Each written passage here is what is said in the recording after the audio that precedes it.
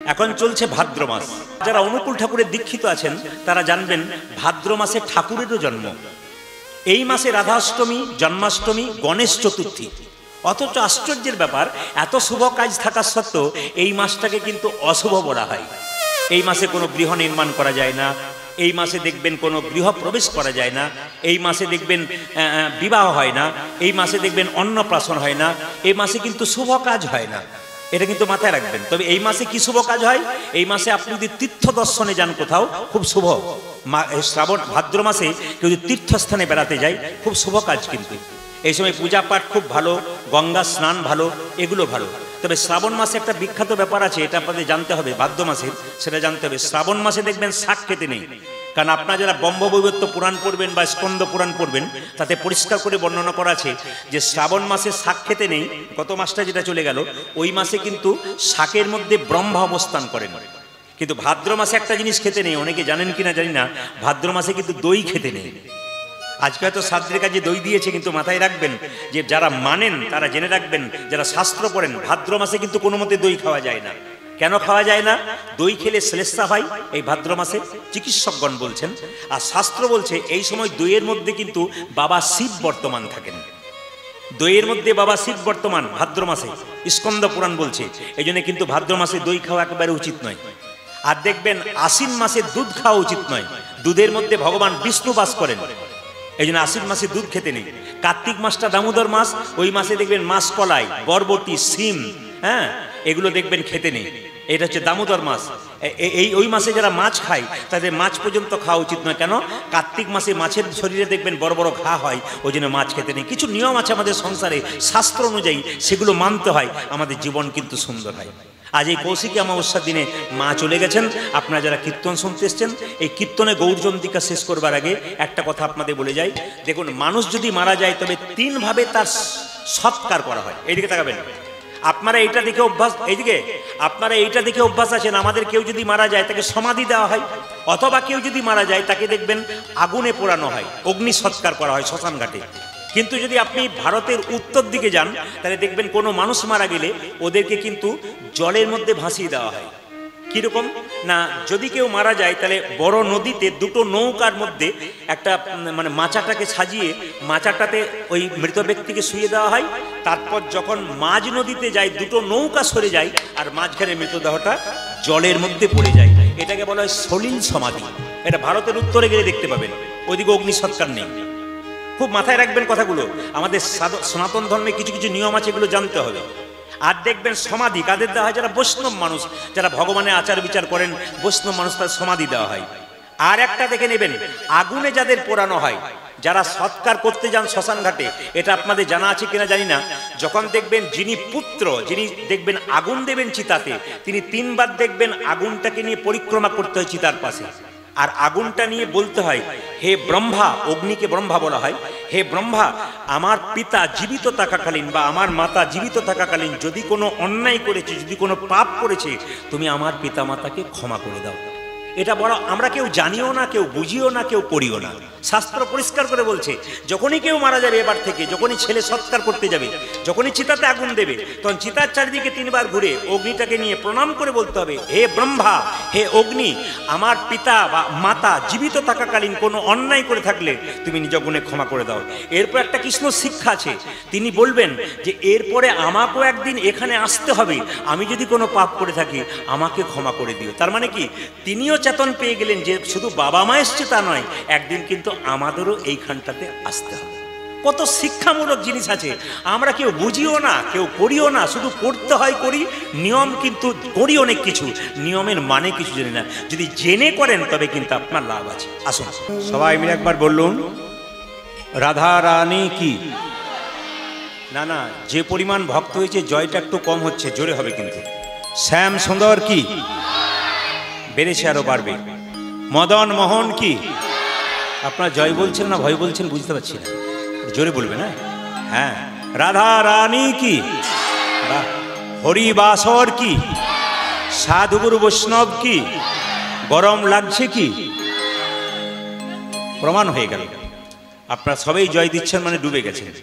আসুন একটু সংক্ষেপে বুঝিয়ে দিই, মন দিয়ে শুনবেন, গৌরচন্দ্রিকা বৃদ্ধি করব না, একবারে লীলাতে প্রবেশ করব, সাধ্যবাড়ির গান তো মাথায় রাখবেন খুব মন দিয়ে। মানুষ যদি মারা যায়, আপনারা বলবেন দেহটা মারা যায় না আত্মা মারা যায়? দেহটা মারা যায়, আত্মা মারা যায় না। শাস্ত্র বলল বাসাংসি জিন্নানি যথা বিহায় নবানি ঘৃণাতি নরহ পরাণী তথা শরীরানি বিহায় জিন্নন্নানি, এই যে জিন্নন্নানি সংজাতি নবানি দেহি। তার মানে কি, যে কাপড়টা মায়েরা পরেছেন, যেটা আমি পরেছি, বাবারা যেটা পরেছেন, ওই কাপড়টা যখন জীর্ণ হবে তখন ওই কাপড়টাকে পরিবর্তন করে নতুন কাপড় পরবেন। তাহলে যিনি মারা গেছেন তার দেহটা রেখে গেছেন, আত্মা কিন্তু আছে। ভাগবত বলছে আত্মা কোথায় গেল? যে যেমন মনুষ্যকুলে জন্ম নিয়ে যে যেমন কর্ম করবে তার সেরকম জন্ম হবে। আপনারা কীর্তন শুনতে এসছেন, এই মানুষকুলে জন্মগ্রহণ করেছেন, যে যেমন কর্ম করবেন তার সেরকম জন্ম হবে। একটু প্রমাণ দেখুন, মানুষকুলে জন্ম নিয়ে কেউ যদি পশুর মতো কর্ম করে পরের জন্মে পশু হবে। মানুষকুলে জন্ম নিয়ে কেউ যদি মানুষের মতো কর্ম করে তবে পরের জন্মে মানুষ হবে।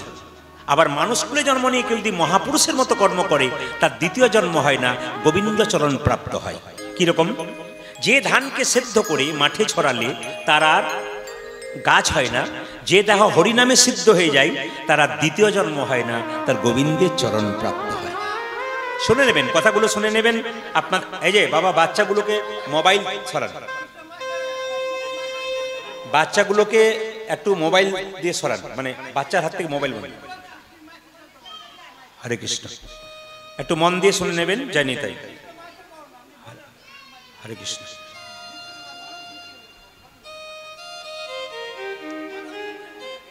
বেশ, কথা কম বলুন, বিষয়টার দিকে যাই আমরা। হরে কৃষ্ণ। মনসংযোগ করে শ্রবণ করুন, যেন পার্শ্ববর্তী কারো কোনো ডিস্টার্ব না হয়, কারো দ্বারা কারো যেন অসন্তুষ্টি না হয়, সেটা চিন্তা করবেন। এটা মাথায় রেখে কীর্তন শ্রবণ করবেন, কেমন? হরে কৃষ্ণ। মন দিয়ে শুনুন। মায়েরা দেহিন হস্মিন যথা কোমরং যৌবনং জরা তথা দেহান্তর প্রাপ্তি ধীরস্তত্ত্বনমুচ্যুতি। একটু মাথায় রাখবেন, আমি প্রদীপ পাল যখন 20 বছরে ছিলাম তখন আমি একরকম দেখতে ছিলাম, আবার আমি এখন 51 বছর বয়স, আমি কিন্তু এখন একরকম। যদি 70-75 পর্যন্ত পৌঁছি তখন আরেক রকম হবে। ওই জন্য দেহিন হস্মিন যথা কোমরং যৌবনং জরা তথা দেহান্তর প্রাপ্তি ধীরস্তত্ত্বনমুচ্যুতি। একটু শুনবেন, ভেঙে বুঝিয়ে দেবো। মানে কি, মানুষ জন্ম পাওয়ার পর প্রথমে বাচ্চা শৈশব, তারপর যৌবন, তারপর বৃদ্ধ, তারপর মৃত্যু। কিন্তু কার কখন হবে কেউ জানে না, কে কখন টিকিট কেটেছে আমরা কেউ জানি না। এই জন্য সবার কাছে নিবেদন রইল, আপনারা যারা কীর্তন শুনতে এসছেন ভগবানকে আশ্রয় করে থাকুন, আপনাদের চিন্তা থাকবে না। শাস্ত্র বলেছে আশ্রয় লইয়া ভজে যে তারে কৃষ্ণ নাহিতে যে বাকি সব মরে অকারণ। আমি যখন এখানে কীর্তন করতে এলাম, দাদার সঙ্গে ভেতরে যাচ্ছিলাম, তখন দেখলাম একটা বাচ্চা ছেলে ওই বাঁশের খুঁটিটাকে ধরে বনবন বনবন করে ঘুরছে। ওর মা ওখান থেকে চিৎকার করছে, পড়ে যাবি পড়ে যাবি পড়ে যাবি। বাচ্চা কিন্তু পড়ছে না। কেন পড়ছে না বলুন তো? ও খুঁটিটাকে আশ্রয় করে আছে, ওর বিশ্বাস আছে খুঁটি ধরেছি, আমার পড়ার ভয় নাই। এই জন্য ভগবানকে আশ্রয় করে, সংসারের দিকে গুরুকে আশ্রয় করে গোবিন্দ ভজন করে, তবে তার আর কোনো চিন্তা থাকবে না। একটা পাহাড় থেকে বিরাট জলধারা নেমে আসছে, দেখবেন একটা বড় হাতি কোনো মতে ওপর দিকে উঠতে পারবে না জলের চাপে, কিন্তু ছোট একটা পুঁটি মাছ ও দেখবেন কিলবিল করে উঠে যাবে। কেন বলুন তো? পুঁটি মাছ জলকে আশ্রয় করেছে, কিন্তু হাতি জলকে আশ্রয় করতে পারে না। তাই আপনাদের বারবার বলবো, গুরু মন্ত্র যদি নিতে হয়, শাস্ত্র বলেছে কিবা বিপ্র কিবা শূদ্র নাসিক জ্ঞানে নয়, কৃষ্ণ তত্ত্ব বেত্তা যেই সেই গুরু হয়। গুরু যে শুধু ব্রাহ্মণ হবে তা নয়, গুরু যে শূদ্র হবে তা নয়। চৈতন্য চরিতামৃতে পড়ুন, পরিষ্কার করে লেখা আছে যে কিবা শূদ্র, শূদ্র হতে পারে, ব্রাহ্মণ হতে পারে, কিন্তু তার যেন তত্ত্বজ্ঞান থাকে। আপনি গুরু করলেন, কানে মন্ত্র নিলেন, লোকের সামনে বলে বেড়ালেন আমি গুরু মন্ত্র নিয়ে নিয়েছি, লোকে ভাবলো বাহ বেশ ভালো কাজ করেছে, কিন্তু শুধু ফিস ফিস দিলেই হবে না, যে কানে দিলাম ফিস ফিস, মাসে এলে কিছু করে চাঁদা দিস, এ গুরু করলে হবে না। আপনার গুরুটা কেমন হবে সবাই শুনবেন, গুরু তত্ত্বজ্ঞানী হবে। কেন না, যেমন আপনার শরীরে যদি কোনো অসুস্থতা হয় আপনি ডাক্তার দেখাবেন, আপনার রোগ ভালো হবে যদি পাকা ডাক্তার দেখান। আর আপনার শরীরে, হ্যাঁ, কীর্তন চলাকালীন আপনাদের কাছে নিবেদন রইল, কেউ কোনো টাকা পয়সা দেবার জন্য আসবেন না। যারা দেবেন তারা শেষে। টাকা পয়সা দেওয়া মানে কি? হরে কৃষ্ণ, কীর্তনে ডিস্টার্ব হয়। তাই বারবার বলবো, কীর্তন চলাকালীন কেউ কোনো টাকা পয়সা দিতে আসবেন না। হরে কৃষ্ণ। আর যারা বাড়ির ব্যক্তি আছেন, তারা যারা কীর্তন শ্রবণ করতে আসছেন বা যারা বাইরে দাঁড়িয়ে আছেন, যারা বসতে চাইছেন তাদেরকে জায়গা দিন। প্রচুর জায়গা আছে, বাইরে না দাঁড়িয়ে যতক্ষণ কীর্তন শুনবেন আপনারা বসে শুনুন।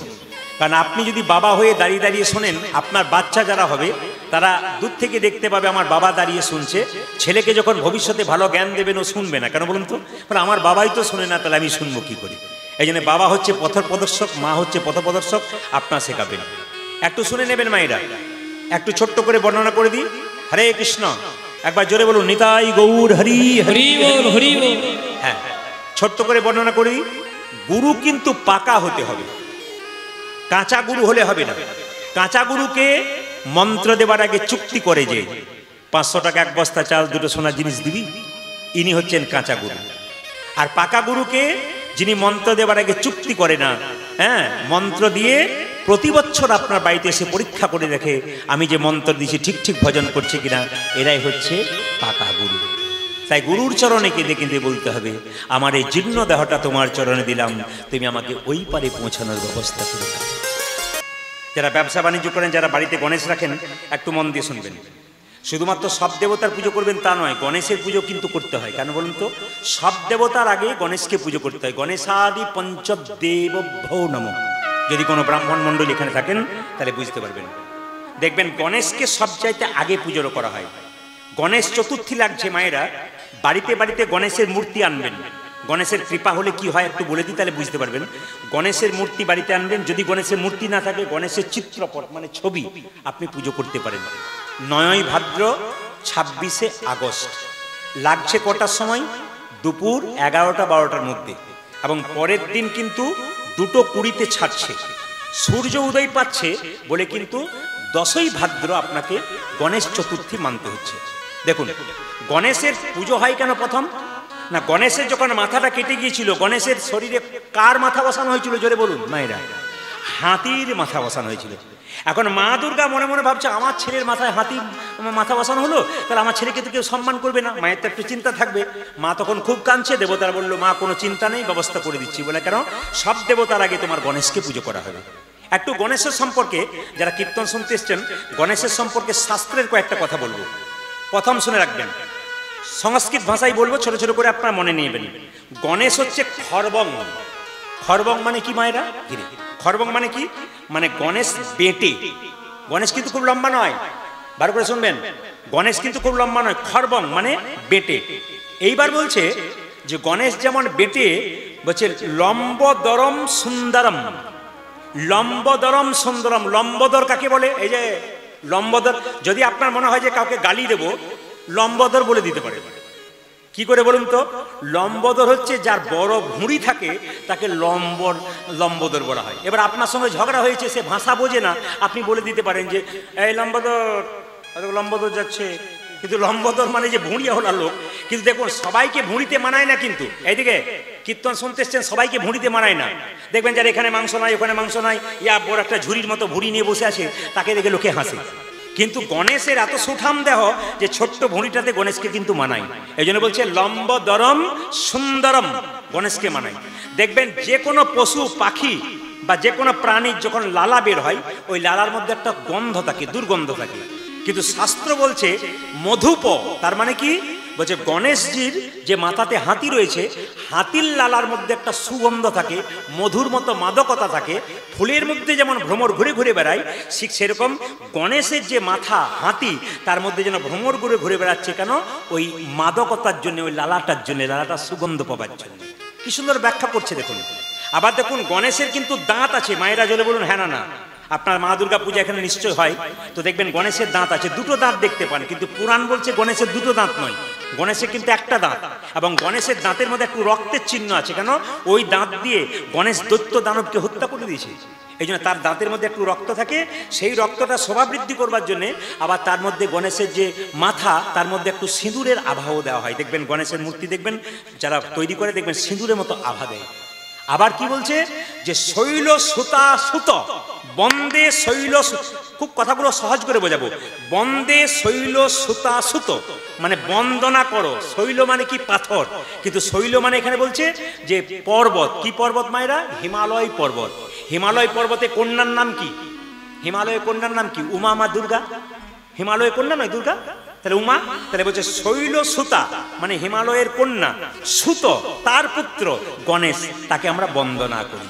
এই জন্য গণেশজির পুজো অবশ্যই করবেন। কিন্তু মাথায় রাখবেন মায়েরা, খুব সুন্দর করে বলে রাখি, গণেশের মূর্তি যদি কিনে আনতে পারেন তো ভালো, গণেশ চতুর্থীতে আপনার সংসারের লাভ আছে। কিন্তু গণেশের মূর্তিটাকে আপনি স্নান করাবেন পঞ্চামৃত দিয়ে। কি কি একটু বলে দিই, মন দিয়ে শুনবেন। চিনি, মধু, দুধ, ঘি, দই কিংবা গোলাপ জল দিয়ে গণেশকে থালাতে করে স্নান করাবেন। স্নান করানোর পর একটা ছোট্ট চৌকির উপরে আলপনা দিয়ে তারপর লাল কাপড়ের উপরে গণেশজিকে বসাতে হয়। পূজা পদ্ধতি গণেশের যদি কেউ করেন, আমরা অনেক কিছু নিয়ে ঘাটাঘাটি করি, ওই জন্য বলতে পারছি, আমি খুব সংক্ষেপে বলে দিলাম। গণেশজিকে বসাবেন, বসানোর পর কি করবেন মায়েরা, গণেশের প্রিয় ফল ফুল হচ্ছে কিন্তু দেখবেন জবা ফুল। গণেশকে যদি জবা ফুলে মালা দিতে পারেন না, গণেশ খুব খুশি হয়ে যায়। আর গণেশের প্রিয় ফল হচ্ছে কলা এবং নারকেল। আর গণেশের প্রিয় খাবার হচ্ছে কিন্তু লাড্ডু আর মোদক। এটা গণেশকে দিলে গণেশ খুব খুশি হয়ে যায়।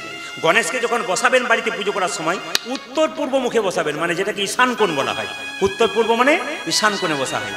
এই জন্য গণেশের পূজা আপনারা বাড়িতে বাড়িতে করুন। একটা ঘট পাতুন, গণেশজিকে আহ্বান করুন। আর ওং গাং গণেশায় নমঃ এই কথাটি আপনি 3 বার বলবেন। ওং গাং গণেশায় নমঃ 108 বার বললে ভালো, অত সময় নেই, আপনারা 3 বার বলবেন। তবে গণেশের পুজোতে কিন্তু তুলসী পাতা কেউ দেবেন না মায়েরা, মাথায় রাখবেন। গণেশের পুজোতে তুলসী পাতা লাগে না। কেন বলুন তো? গণেশ সিদ্ধান্ত নিয়েছিল, একদিন ধ্যান করছিল, আমি জীবনে বিয়ে করব না। কিন্তু তুলসী দেবী ওই রাস্তা দিয়ে পেরোতে পেরোতে গণেশকে দেখে আকৃষ্ট হয়ে বলল, আমি তোমাকে বিবাহ করতে চাই। গণেশ বলল, আমি সিদ্ধান্ত নিয়েছি চিরকুমার থাকবো, আমি বিবাহ করবো না, তুমি আমাকে বিবাহ করতে চাও? অভিশাপ দিলাম তোমার দৈত্য স্বামী হোক। ওই জন্য দেখবেন গণেশের অভিশাপে তুলসীর স্বামী দৈত্য শঙ্কচূড় হয়েছে। গণেশের অভিশাপে সে যখন থেকে অভিশাপ দিয়েছে তুলসীকে, তুলসীও সিদ্ধান্ত করেছে, তোমাকে অভিশাপ দিলাম, তুমি যে বিয়ে করবে না বলেছিলে, তোমার একের চাইতে অধিক বিয়ে হবে। এই জন্য গণেশের দুটো বউ, একটা ঋদ্ধি একটা সিদ্ধি। গণেশজির ডান দিকে দেখবেন সিদ্ধি বসে থাকে আর বাঁ দিকে ঋদ্ধি বসে থাকে। আচ্ছা বলুন তো মায়েরা, আপনাদের এখানে নাই, এক জায়গায় আমি গান করতে গেছিলাম, তো স্বামী বসে আছে, দুজন স্ত্রী, দুজন বিয়ে করেছে, তো ডান দিকে একজন বাঁ দিকে একজন। স্বামী এরকম করে বসে আছে সোজা, তখন ডান দিকে যে বসে আছে, এই দিকে তাকাও। আবার বাঁ দিকে জন বলছে, ওই দিকে কি দেখছো, এই দিকে তাকাও। এখন দেখুন, গণেশ যখন সিদ্ধির দিকে তাকায় তখন গণেশের সুরটা ডান দিকে চলে যায়, আর গণেশ যখন ঋদ্ধির দিকে তাকায় তখন গণেশের সুরটা বাঁ দিকে যায়। ওই জন্য গণেশের দেখবেন দুরকম সুর দেখতে পাবেন, কোথাও কোথাও ডান দিকে, কোথাও কোথাও বাঁ দিকে। আপনার প্রশ্ন করবেন কোন দিকে সুরটা বাড়িতে রাখবো। দেখুন এবার কোনটা রাখবেন আপনাদের বিচার। বলছে গণেশ সিদ্ধিদাতা গণেশ যিনি, ডান দিকে সুর সিদ্ধিদাতা গণেশ। আর ঋদ্ধি মানে সমৃদ্ধি বাড়ায়, ঘরের সমৃদ্ধি, সংসারের সমৃদ্ধি বাড়ায় যদি বাঁ দিকে সুর থাকে। আপনারা বিচার করুন, আপনারা বাঁ দিকে রাখবেন না ডান দিকে রাখবেন, সেটা আপনাদের বিচারের মধ্যে আমি রেখে দিলাম। বলুন গণেশ দেব কি, গণেশ দেবতা কি, গণেশ দেবতা কি। আজকে কিন্তু একজন আমাকে জিজ্ঞেস করছিলেন কি পালা করবেন, তো কীর্তনে কিন্তু কোনো পালা হয় না। কি হয়? কীর্তনের লীলা হয়। পালা তো নাটকের হয়, যাত্রার হয়, আর পালা আমাদের জীবনের হয়। একটি যাওয়ার পালা আর একটি আসার পালা, নাকি? আচ্ছা, যারা কীর্তন শুনতে এসছেন তাদের কোন পালা শেষ হয়েছে, আসারটা না যাওয়ারটা? জোরে বলুন কোনটা শেষ হয়েছে, ভেবে বলবেন, আসারটা না যাওয়ারটা? কোনটা? আসা যাওয়া তো পালা আমাদের দুটো। তা আপনারা যারা কীর্তন শুনতে এসছেন তাদের কোন পালা শেষ হয়েছে, আসারটা না যাওয়ারটা? অনেকে বলছে ফোন নাম্বারটা দেবেন, কালকে বলে দেবো। আসারটা শেষ হয়েছে, বাকি আছে কোনটা জোরে বলুন? হ্যাঁ যাওয়ারটা, দাঁড়ান, বাকি আছে কোনটা জোরে বলুন? যাওয়ারটা।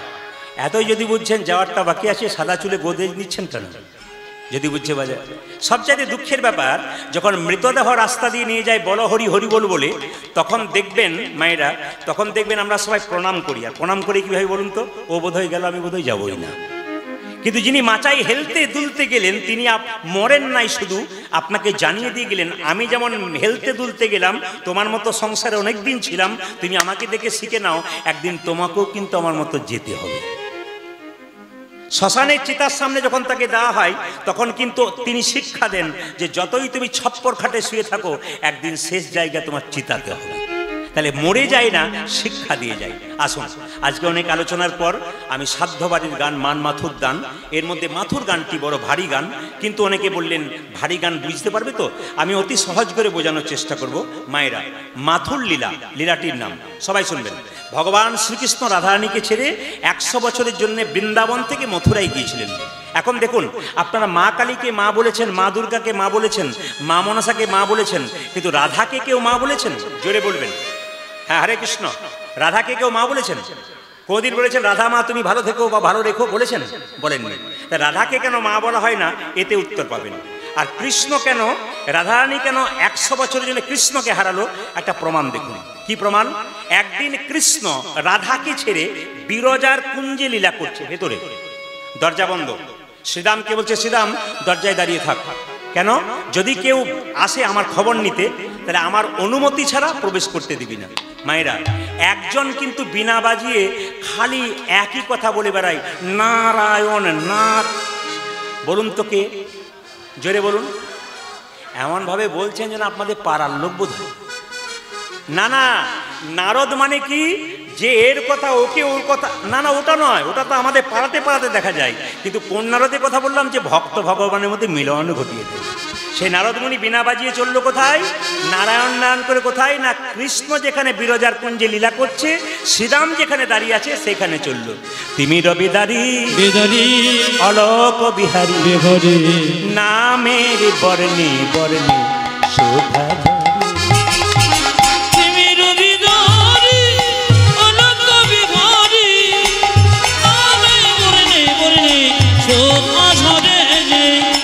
তিমির বিদারি অলোক বিহারী নামে বর্ণে বর্ণে শোভা। তিমির বিদারি অলোক বিহারী নামের বর্ণে বর্ণে শোভা ধরে।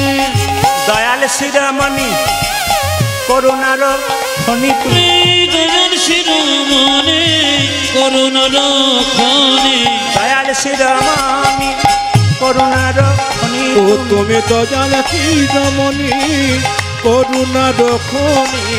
তব পদাশিস দাও কৃপা করে নামের বর্ণে বর্ণে শোভা ধরে। তিমির বিদারি অলোক বিহারী নামের বর্ণে বর্ণে শোভা ধরে। তিমির বিদারি অলোক বিহারী নামের বর্ণে বর্ণে শোভা ধরে। আমার নামে বর্ণে বর্ণে শোভা ধরে। নামের বর্ণে বর্ণে শোভা ধরে। নারায়ণ নারায়ণ না। শ্রীরাম, এ প্রভু কোথায়? শ্রীরাম দাঁড়িয়ে আছে। মায়েরা বলবেন কৃষ্ণ কার সঙ্গে লীলা করছে? নাম কি? বিরজা।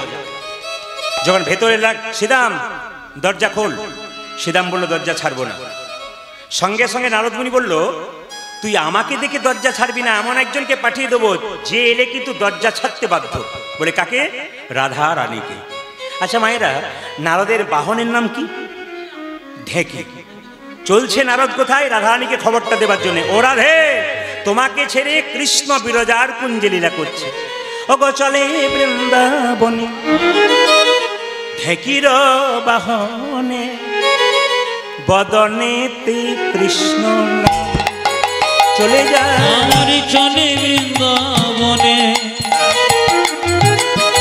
ঢেকির বাহনে বদনে কৃষ্ণ নাম। তবে আপনাদের একটা ভালো জিনিস দেখলাম, এখানে কোনো মাতাল নাই। আপনাদের হাসিতেই বুঝতে পেরেছি পার্টি আছে। আর শুধু আপনাদের হাসিতে নয়, আমি তো আগেই বুঝতে পেরে গেছি আছে। কারণ এগুলো আমাদের মাঝে মাঝে দেখতে হয়, তো টেস্ট করে দেখতে হয়। চলে বৃন্দাবনে ঢেকির বাহনে বদনে কৃষ্ণ নাম হরিনাম। চলে বৃন্দাবনে ঢেকির বাহনে বদনেতে কৃষ্ণ নাম। রাধা রানীর কাছে দাঁড়ালো গিয়া কর জোরে করে প্রণাম। রাধা রানীর কাছে দাঁড়ালো গিয়া কর জোরে করে প্রণাম। ওই যে রাধা রানীর কাছে দাঁড়ালো গিয়া কর জোরে করে প্রণাম। ওই আমি রাধা রানীর কাছে দাঁড়ালো গিয়া কর জোরে করে প্রণাম। ও যে মা গো আমার প্রণাম এলো, আজ মা গো জামাই প্রণাম এলো। মা গো আমার প্রণাম এলো। ও যারে মাগো আমার প্রণামী লহ ওরে কর জোরে নারদ মুনি বলে মাগ আমার প্রণাম এলো ওই দেখি করো জোরে নারদ মনে বলে মাগো আমার প্রণাম এলো কর জোরে নারদ মুনি বলে ওরে মাগো আমার প্রণাম এলো কর জোরে নারদ মুনি বলে ওরে মাগো আমার প্রণাম এলো মাগো আমার প্রণাম লহ তাহলে নারদ মুনি মা বলল কাকে? রাধাকে। আপনারা বললেন মা বলতেন। রাধারানীকে কৃষ্ণ রাধারানীকে নারদ মুনি মামি বলতো, কৃষ্ণকে মামা বলতো। তাহলে দেখুন, মামিকে মা বলা যায়, কিন্তু কখন থেকে রাধাকে মা বলা যায় না। দেখুন, রাধারানীকে বলল মামি তোমাকে ছেড়ে মামা বিরজার কুঞ্জে লীলা করছে। মায়েরা, স্বামীর সম্বন্ধে স্ত্রী যদি কোনো খারাপ খবর পায়, তাহলে সে স্বামীর সেদিন আর ভাত খাবার চান্স নাই। জোরে বলুন, আপনাদের এখানে হয় না, কিছু মনে করবেন না। আস্তে আস্তে একবার মন দিয়ে শুনবেন, প্রতিটি কথা কিন্তু খুব যুক্তিযুক্ত আছে। স্বামী স্ত্রীর সম্পর্কটি হচ্ছে চোখ এবং হাতের মতো। স্বামী স্ত্রীর সম্পর্ক চোখ, যারা এসছেন এখানে যুগলে, যারা আসেন না জেনে নিন, চোখ এমন হাতের মতো। চোখ যদি কাঁদে, হাত তার জল মুছে দেয়, আর হাত যদি ব্যথা পায় তবে চোখ কাঁদে। আর জীব হচ্ছে স্ত্রী আর দাঁত হচ্ছে স্বামী। মহাজনরা বললেন জীব হচ্ছে স্ত্রী, দাঁত হচ্ছে স্বামী। কেন?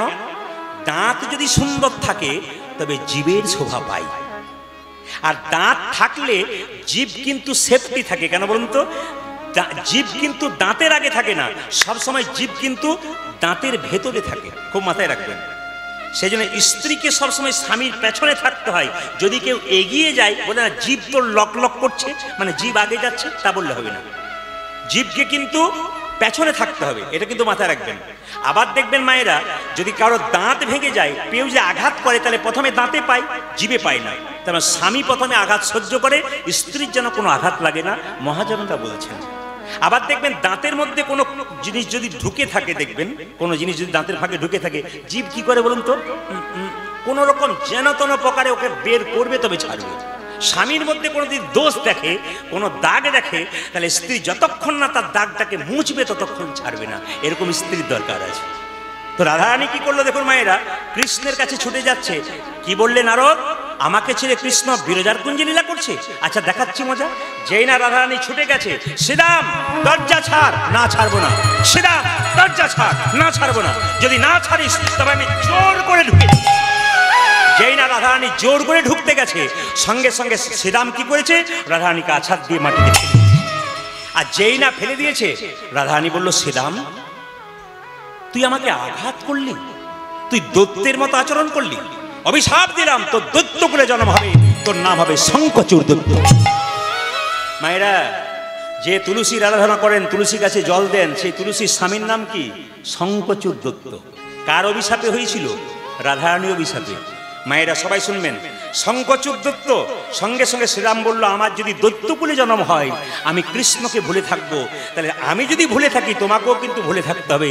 আমি তোমাকে অভিশাপ দিলাম, যে কৃষ্ণের জন্য লালায়িত হয়ে তুমি এখানে ছুটে এসেছিলে, সে কৃষ্ণকে তুমি 100 বৎসরের জন্য হারাবে। শুধু তাই নয়, পৃথিবীতে তোমাকে সবাই মা বলে ডাকতো। আজকে তুমি আমাকে অভিশাপ দিলে দৈত্যকুলে জন্ম হোক, তোমাকে অভিশাপ দিলাম, পৃথিবীতে আজ তোমাকে কেউ মা বলে ডাকবে না। রাধারানী কেঁদে কেঁদে বলে শ্রীরাম রে, ওরে শ্রীরাম রে, তুই আমায় অভিশাপ দিলি, আমি মা হতে পারবো না, তাতে আমার কোনো দুঃখ নাই, দুঃখ না, কিন্তু আমায় কৃষ্ণ ছাড়া হতে বলিস না। কৃষ্ণ ছাড়া যদি হয়, জীবনে আমার কৃষ্ণ ছাড়া কেউ নাই, কৃষ্ণ বিনে আমি কেমন করে বেঁচে রইব। মায়েরা, সত্যি তাই। আমরা প্রতি জায়গায় কীর্তন করতে যাই, যারা প্রকৃত কৃষ্ণ ভক্ত তারা কিন্তু পাগলের মতো হরিবাসরে এসে বসে থাকে। দেখবেন যারা প্রকৃত ভক্ত তারা কীর্তন শুনতে শুনতে দেখবেন পাশে কেউ গল্প করলে দেখবেন সরে যায় তাড়াতাড়ি। কেন? আমি ভালো করে শুনতে পাচ্ছি না বলে হাঁ করে শুনি। কেন? পূর্বজন্মের স্বীকৃতি। মার্কণ্ড পুরাণ যদি কেউ পড়েন, মার্কণ্ড পুরাণ, তাহলে পরিষ্কার করে বলছে যে পূর্বজন্মে যারা নরক ভোগ করেছে তারা এ জন্মে এসে হরিনাম শোনে না, হরিনামের নিন্দা করে, হরির নিন্দা করে, ভাগবতের নিন্দা করে, লোকের নিন্দা করে, হিংসা করে, বিবাদ করে, যারা নরক থেকে জন্ম নিয়ে এসছে। আর যারা দেখবেন স্বর্গ থেকে এসেছে এখানে জন্ম নিয়ে মানুষ হয়ে, তারা দেখবেন কীর্তন শোনে, হরিনাম শোনে, পবিত্র ভগবানের কথা শোনে। আপনারা যারা কীর্তন শুনতে এসছেন, এই প্রমাণ দিচ্ছেন আপনারা মার্কণ্ড পুরাণ অনুযায়ী আপনার সত্যিকারে স্বর্গ থেকে এসেছেন এই মর্তভূমিতে, এই জন্য আপনারা কীর্তন শুনতে পাচ্ছেন। রাধারানী কেঁদে কেঁদে বলছে, ললিতা রে, আমি একটা কৃষ্ণ প্রেমের বীজ রোপণ করেছিলাম, আমার মনে বড় আশা ছিল ওই বীজ একদিনই অঙ্কুর হবে, অঙ্কুর থেকে চারা গাছ হবে, চারা গাছ থেকে বড় গাছ হবে, সেই শীতল তরুর ছায়ায় আমার এই তাপিত পরাণ জুড়াইয়ে নেব। কিন্তু কি হলো জানিস ললিতা, প্রেমক অঙ্কুর যাও তয়া কত ভেলো। ললিতা রে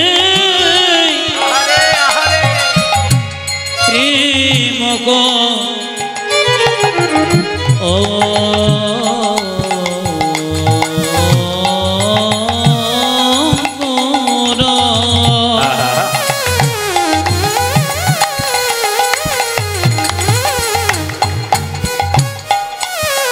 সখী যাবত অত ভেলো, না ভেলো, না ভেলো যুগল পলাশ। না ভেলো, না ভেলো যুগল পলাশ। যুগল পল্লব হতে পেল না রে,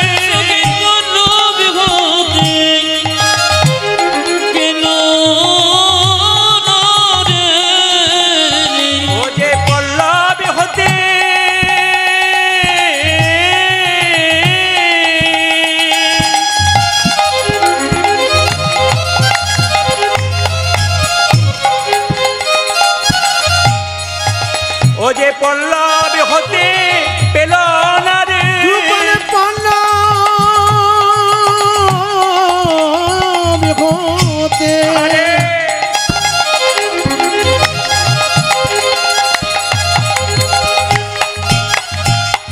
পেল না রে, অঙ্কুরেতে বিনাশ হলো, পল্লব হতে পেল না রে। যুগল পল্লব হতে তাই গৌর হরি বল, অঙ্কুরেতে বিনাশ হলো, পল্লব হতে পেল না রে, অঙ্কুরেতে বিনাশ হলো, যুগল পল্লব হতে পেল না রে। না ভেলো, না ভেলো যুগল পলাশ। মায়েরা এদিকে দেখুন, রাধা গোবিন্দের মধ্যে প্রেম ছিল। আপনাদের মনে কি ধারণা যে রাধা গোবিন্দ স্বামী স্ত্রী নয়, কিন্তু শাস্ত্র বলছে রাধা গোবিন্দ স্বামী স্ত্রী। তাহলে প্রশ্ন করবেন যে আয়ান ঘোষের স্ত্রী হলো কেন? সত্যযুগে যেতে হবে। সুতপা মুনি ধ্যান করেছিল ভগবান, লোক নারায়ণের ধ্যান করেছিল। নারায়ণ বলল, সুতপা তুমি কি চাও? বলে, আমি একটা জিনিসই চাই, তোমার স্ত্রীকে আমার ঘরণী রূপে আমি পেতে চাই। ভগবান বলল, লক্ষ্মীকে তুমি যদি ঘরণী রূপে পেতে চাও, সারা জগতের মানুষ লক্ষ্মীকে মা বলে ডাকে, এখন তুমি যদি লক্ষ্মীকে স্ত্রী রূপে পেতে চাও, তাহলে জগতে কোনো ছেলে তার মাকে মানবে? আর কেউ মানবে না। সুতরাং এক কাজ করো, তুমি অন্য কিছু চাও আমি দেবো, কিন্তু লক্ষ্মীকে তুমি স্ত্রী রূপে চেও না। সুতপা বলল, আমি কিন্তু এইটাই চাইবো, যদি না দাও তবে ধ্যান করে বসেই থাকবো। ভগবান মনে মনে ভাবলো, তুমি যদি বুনোল তাহলে আমি বাঘা তেঁতুল। তোমাকে আমি বলে দিলাম যে আগামী পরে আমার রাধারানী তোমার ঘরণী হবে, আর তুমি হবে আয়ান ঘোষ, কিন্তু তুমি হবে নপুংসক। মানে আসলে কৃষ্ণ এবং রাধারানীর সম্পর্ক স্বামী স্ত্রীর। মানে কি, স্ত্রীকে পাঠিয়েছে কিন্তু স্বামী নপুংসক। এখানে প্রমাণটা আপনাদের জানতে হলো যে পূর্বজন্মে আয়ান কে ছিল, ধ্যান করেছিল বলে পেয়েছিল। এখন লক্ষ্য করুন মায়েরা, ভগবান শ্রীকৃষ্ণ 100 বছরের জন্য যখন রাধারানীকে ছেড়ে চলে গেছে, রাধারানী কেঁদে কেঁদে বলছে, ওরে ললিতা, আমার আর আমার বধুর প্রেমটি কেমন জানিস? প্রতিপদ চাঁদ উদয় জয়ছে যা মেনে, আজ প্রতিপদ চাঁদ কিবা প্রতিপদ চাঁদ, ও কিবা প্রতিপদ চাঁদ, কিবা প্রতিপদ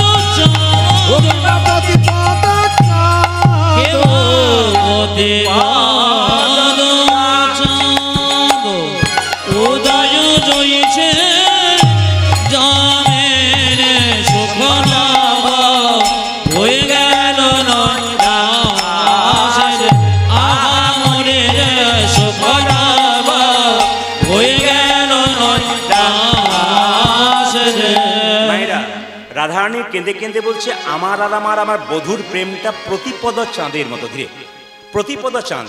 আচ্ছা, অমাবস্যার পরে প্রতিপদের চাঁদ হয়। আপনাদেরকে আমি বলবো, সেই রাত্রিতে সারারাত্রি আকাশের দিকে চেয়ে দেখবেন, হঠাৎ আকাশের কোনো একটু চাঁদ দেখা যাচ্ছে। ওটা কেউ দেখে না, কেউ দেখে কেউ দেখে না।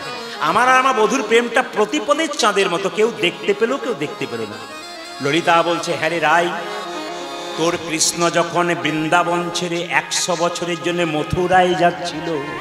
আচ্ছা মায়েরা, সুমিত্রা দেবী যেদিন মাচাতে শুয়ে সারা জীবনের জন্য সংসার থেকে বেরিয়ে চলে গেল, সেদিন কি ওনার মেয়ে বা ছেলেরা চোখের জল ফেলে নাই? কেউ যদি সেই সময় মাচাটাকে ধরে টানতো, মা তুমি ফিরে এসো ফিরে এসো, মা কি আর ফিরে আসতো? জোরে বলুন হ্যাঁ না না। যে একবার চলে যায় সে ফিরে আসে না। অক্কুর কৃষ্ণের সম্পর্কে কাকা। অক্কুর যখন কৃষ্ণকে রথে চাপিয়ে নিয়ে চলে যাচ্ছে, তখন ললিতা বলল, তুই বাধা দিলি না কেন? তাহলে যেত না। রাধারানী বলছে, ললিতা রে, তোরা কি ভাবছিস আমি বাধা দিই নাই? ভালো করে শুনবেন, খুব দামি দামি কথা, কিন্তু মাতুলীলা কথাগুলো খুব দামি। তোরা কি ভাবছিস আমি বাধা দিই নাই? আমি বাধা দিয়েছিলাম। আমি রথের চাকাটাকে ধরে বারবার কাঁদলাম, কেঁদে কেঁদে বললাম, বধূ হে বধূ হে, তুমি যদি চলে যাও তবে আমার আর কেউ না, আমার আর কেউ না। এই যে মাথুর গান, এই যদি মুর্শিদাবাদ, নদিয়া, মালদা এবং উত্তর দিনাজপুরে গাওয়া যায়, আপনারা যদি কোনোদিন সে আসরগুলো দেখেন, এতক্ষণ ভক্ত ভক্ত জোরাজোরি করে চোখের জলে ভেসে একবার পাগল করে দিত। কেন?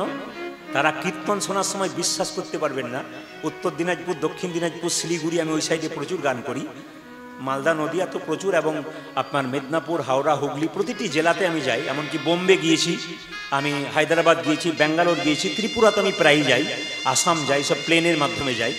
তা আপনারা দেখবেন ওই এলাকাতে এমন ভক্ত আছে, পাগল করে দেবে, এবং নিজের একটা করে আসন নিয়ে আসে, একটা করে জলের বোতল আনে, একবার সিদ্ধান্ত নিয়ে আসে যে আমরা কীর্তন শুনবো বসে, এই মনোবৃত্তি নিয়ে আসে। আপনাদের এই জায়গাটি বড় ভালো, আমি প্রথম এলাম, আপনারা যারা বসে আছেন সেরকম বসে আছেন। রাধারানী বিরহের কথাটা একটু দেখুন, কারণ এটা বিরহলীলা। ওরে ললিতা রে, তুই কি ভেবেছিস আমি বাধা দিই নাই? আমি বাধা দিয়েছিলাম। শুনবেন ভালো করে।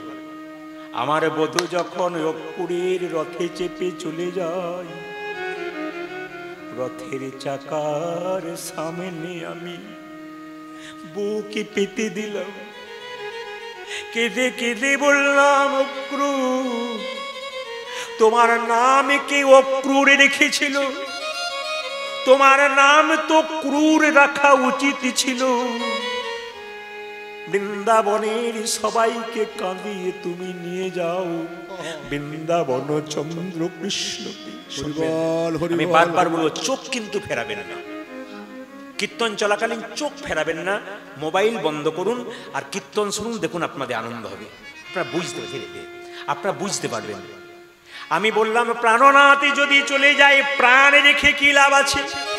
ও গো অক্রূর, রথের চাকায় আমার বুকের উপরে চাপিয়ে দাও, আমার প্রাণনাথের সঙ্গে আমার প্রাণে চলে যাবে। আর আমি মরতে চাইলাম কেন জানিস ললিতা? আমি প্রাচীন লোকের মুখে শুনেছি, কেউ যদি শুভ যাত্রায় যায়, মরা মানুষের মুখ দেখে বা মৃত ব্যক্তিকে দেখলে যাত্রা ভালো হয়। অক্কুরকে বললো, আমার বুকে রথের চাকা চাপিয়ে দাও, আমার প্রাণনাথের যাত্রা ভালো হবে। কিন্তু ললিতা রে,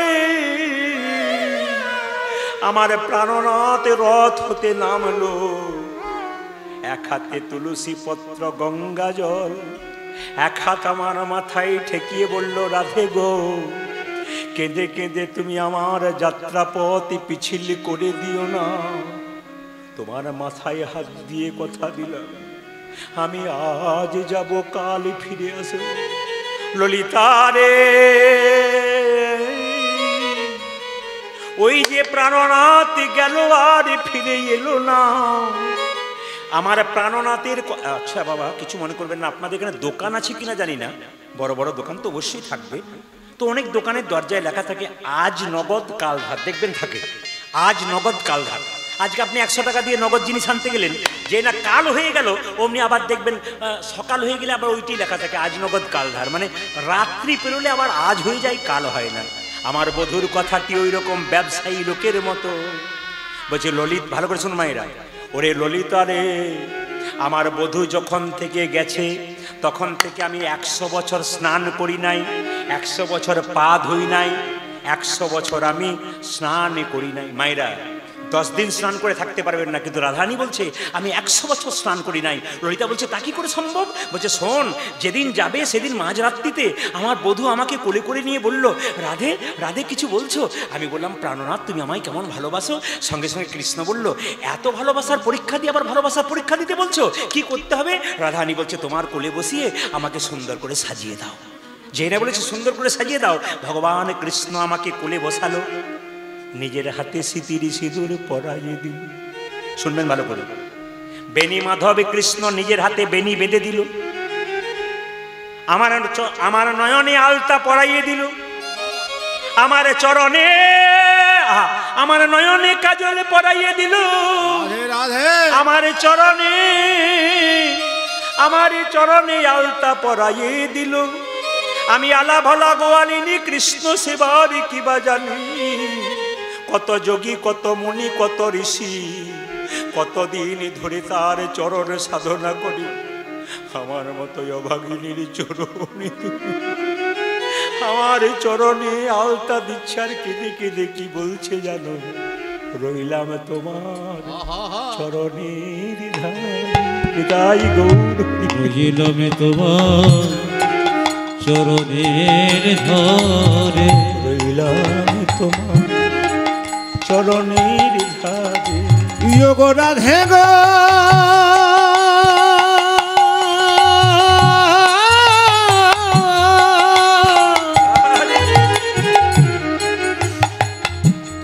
ও গো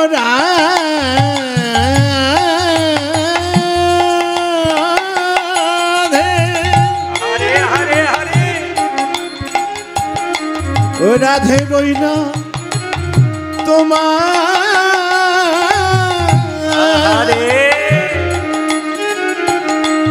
ওই চরণের ধারে, তোমার প্রেমের ঋণ কোনদিন শোধ করতে পারবো না,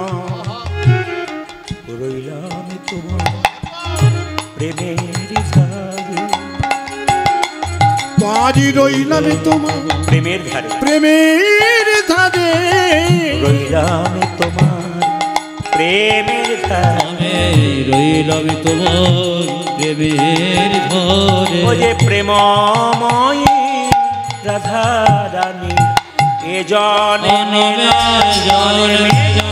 প্রেমময় রাধা রানী, ওই আমার প্রেমময় রাধা রানী,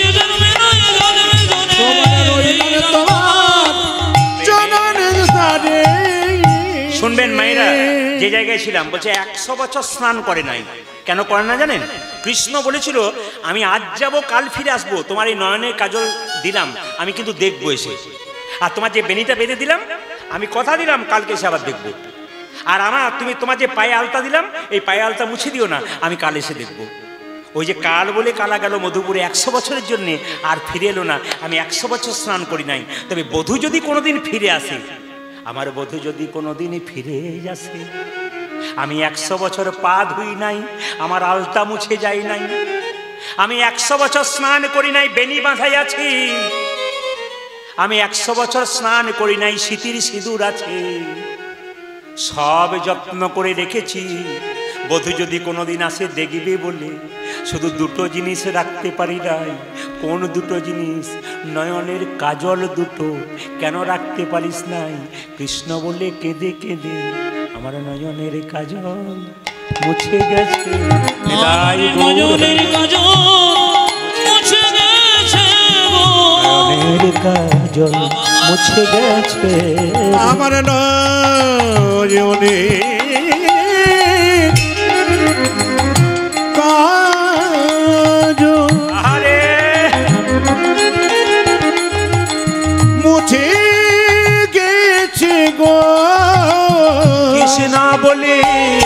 কেঁদে কেঁদে নয়নের কাজল মুছে গেছে। কৃষ্ণ বলে কেঁদে কেঁদে কৃষ্ণ প্রাণে গোবিন্দ বলে, কৃষ্ণ বলে কেঁদে কৃষ্ণ প্রাণে গোবিন্দ আরে কৃষ্ণ বলে কেঁদে কৃষ্ণ প্রাণে গোবিন্দ বলে নয়নের কাজল মুছে গেছে গো। যারা কীর্তন শুনতে এসছেন তাদের কাছে একটা প্রমাণ্য জিনিস বলি, যদি সংসারের জন্য কাঁদবেন দুঃখ পাবেন, কিন্তু ভগবানের জন্য যদি কাঁদবেন তাতে আনন্দ পাবেন। সংসারের জন্য কেঁদো না, সংসারের জন্য কেউ যদি কাঁদে তত জ্বালা বাড়বে। ছেলের জন্য কাঁদবে, মেয়ের জন্য কাঁদবে, শেষে ছেলে মেয়ে বলবে তুমি আমার জন্য করেছো কি? আপনি তখন বলবেন যার জন্য করি চুরি সে কি না বলে চোর। কিন্তু ভগবানের জন্য কেউ যদি একবার কাঁদে, আহা, তাহলে তার চোখের জল চোখের কোণ দিয়ে পড়ে না মাঝ দিয়ে পড়ে। সে জল স্পর্শ করলে গরম লাগে না ঠান্ডা লাগে, সে জল মুখের মধ্যে প্রবেশ করলে নোনা নোনা ভাব লাগে না মিষ্টি মিষ্টি ভাব লাগে। মায়েদের স্বামী যতদিন, আপনার এখানে সম্মান ততদিন। স্বামী চলে গেল সম্মান শেষ। বহু জায়গায় কীর্তন করতে গেলে বাসাতে গেলেই প্রচুর ভিড়। যদি কোনো গ্রামে কীর্তন করতে যাই প্রথমে বাসাতেই ভিড় প্রচুর মানুষের। একটু কথা বলতে দিন, বলে কি একটা কথা বলেই চলে আসবে। আমি জিজ্ঞেস করি কিছু বলছেন? কি এমন পাপ করেছি, ছেলে মেয়েকে মানুষ করলাম কেউ এখন দেখে না, আমার স্বামী মারা গেছে, এখন আমি করবো কি? আমি বললাম আপনি পেছনের চিন্তাটা একটু করুন তো, আপনি কাউকে কাঁদিয়েছেন? আপনি যদি কাউকে কাঁদান আপনাকে কাঁদতে হবে। ব্যাংকে 10 লাখ টাকা জমা দিন, 10 বছর পরে ডবল হবে। আপনি আজকে কাউকে একটু দুঃখ দেবেন, ওই দুঃখটা 10 বছর পরে ডবল হয়ে আপনার কাছে ফেরত হয়ে আসবে। অনেকে দেখবেন এই জগতে খুব ভক্ত, খুব কৃষ্ণ ভক্ত, কিন্তু কষ্ট। অনেকে বলে কৃষ্ণ নাম করে কি লাভ আছে, লোকটার দিকে তাকিয়ে দাও তো কত কষ্ট পাচ্ছে। তা নয়, প্রারব্ধ ফল, পূর্ব জন্মের দুষ্কর্মের ফল এই জন্মে ভোগ করে। এই জন্মে অনেক অন্যায় করে দেবেন, পরের জন্মে কৃষ্ণ ভক্ত হয়ে যাবেন। এই অন্যায়ের ফলটা কিন্তু আপনাকে ভোগ করতে হবে। এই জন্য আপনাদের বারবার বলি, যখনই আপনি অন্যায় করবেন তখন মনে রাখবেন যেন বিবেকটা জাগ্রত হয়, আমি কি করছি এই দিয়ে তাকাবেন। একটা কলমের মধ্যে যতক্ষণ কালি থাকবে ততক্ষণ কলমের দাম, আর কলমের কালি না থাকলে কলমের দাম নাই।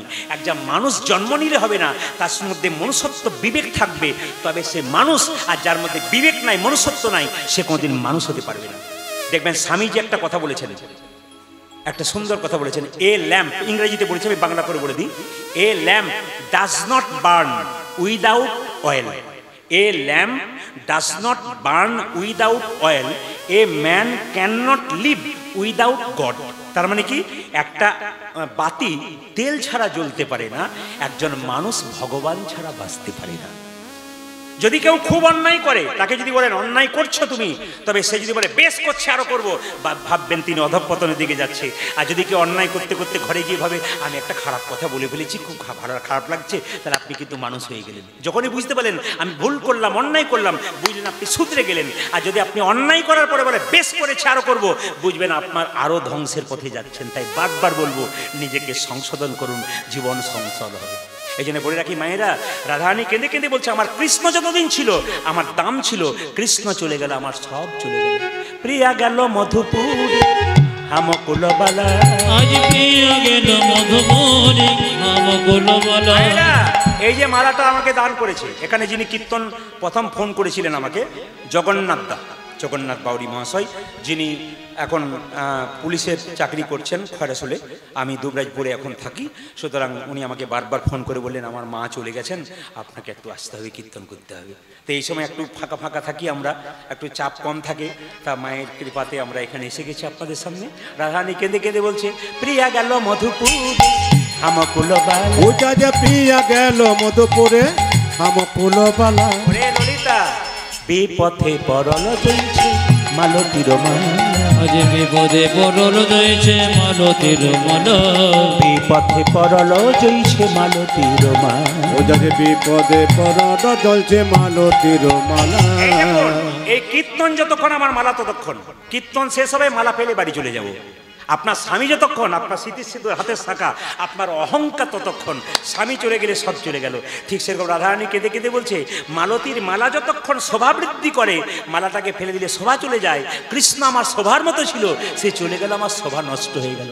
আমার দশা তেমনি, আমার দশা তেমনি হলো, আমার দশা তেমনি, দেখো আমার দশা তেমনি হলো। মালতীর মালার মতো আমার দশা তেমনি, সখীর মালতীর মালার মতো আমার দশা তেমনি হলো, মালতীর মালার মতো আমার দশা তেমনি পূজা যে মালতীর মালার মতো আমার দশা তেমনি হলো। এ পথে পরল জইছে মালতীর মালা, আজ বিপদে পড়ল যাইছে মালতীর মালা, বিপথে পরল জইছে মালতীর মালা। বিপদে পড়ানো জানছে মালতীর মালা।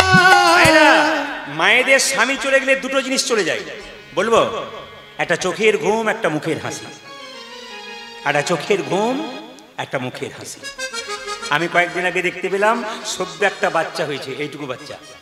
তার স্বামী মোটরসাইকেলে করে যাচ্ছিল, হঠাৎ রাস্তাতে হুমড়ি খেয়ে পড়লো, মাথায় রক্ত জমে গেল, একবার হসপিটালে গিয়ে দুদিন পরেই মারা গেল। স্ত্রী কি হয়ে গেল, পাগলিনীর মতো চিৎকার করছে, ছটফট ছটফট করছে, আমার সবই চলে গেল গো, আমার সবই চলে গেল। নয়ন কনিদি গেল ভয়ানক, আজ নয়ন কনিতে গেল ভয়ানক। ললিতা রে, আমার চোখের ঘুম গেল আর মুখের হাসি গেল, নয়ন কনিদি গেল ভয়ানক। ললিতা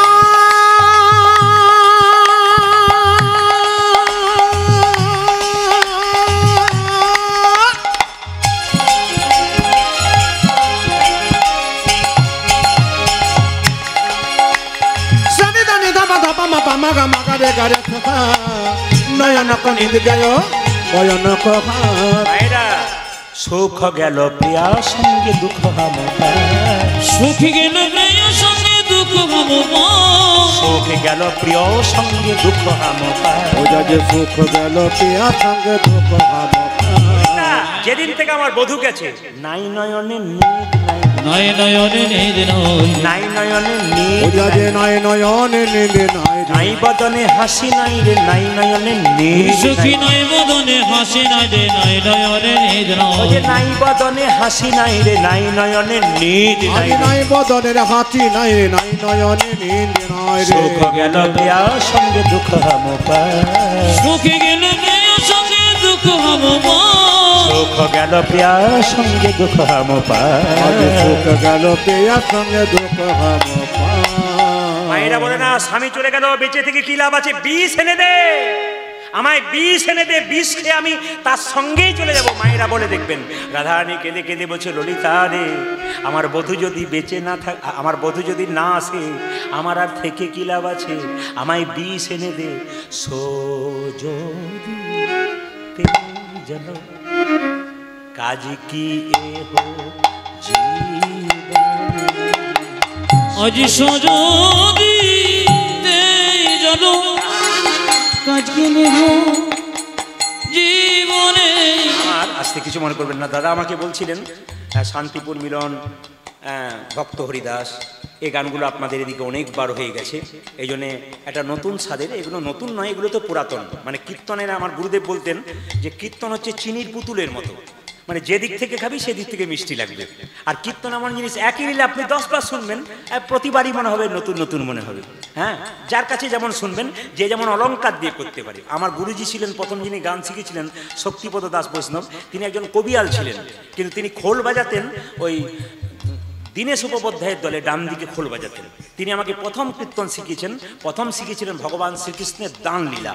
তো তিনি আমাকে বলেছিলেন, ভক্তলীলা গৌরাঙ্গ লীলা সব শিখবি, কোনো অসুবিধা নেই, কিন্তু কৃষ্ণলীলা শিখলে তুই জেলায় জেলায় ঘুরে বেড়াবি, প্রতিটি জেলাতে জেলাতে দেখবি কৃষ্ণলীলাকে ভালোবাসবেই, গৌরাঙ্গলীলা তো ভালোবাসবেই, কিন্তু কৃষ্ণলীলাকে ভালোবাসবে। ওই জন্য কৃষ্ণলীলার বেশ করে গান করলে গানের একটা মজা আছে।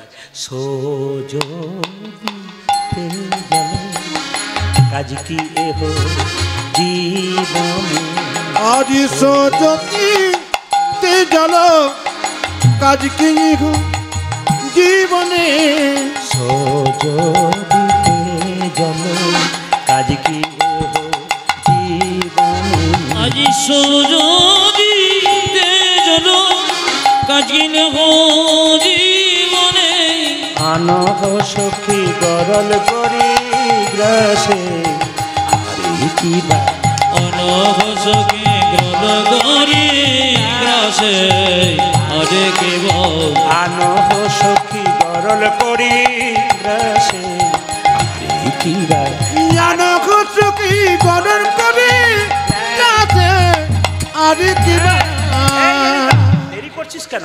দে দে গরল এনে দে সখী দে দে গর এনে দে রে দে দে গরল ওই আমায় দে দে গরল এনে দে রে গরল খেয়ে প্রাণতে জীব দে দে গরল এনে দে আমি গরল খেয়ে কাঁদতে দিব দে দে গরল এনে দে রে গরল খেয়ে প্রাণতে জীব দে দে গরল এনে দে ওই আমি গরল খেয়ে প্রাণেতে দিব দে দে গরল এনে দে রে অনহ সখী গরল করি গ্রাসে আরে কেবল আনহ সখী গরল করে যাতে আর কি বা এবার আপনারা এখানে বসে আছেন, আপনারা বিচার করুন ইউটিউবে কি শুনতে পান? ইউটিউবে আপনারা কি শুনতে পান? ঘন্টার পর ঘন্টা খালি কথা শুনতে পাই। আমি যখন মরে যাব আগুনে পোড়াবি না আর আমাকে জলে ভাসাবি না।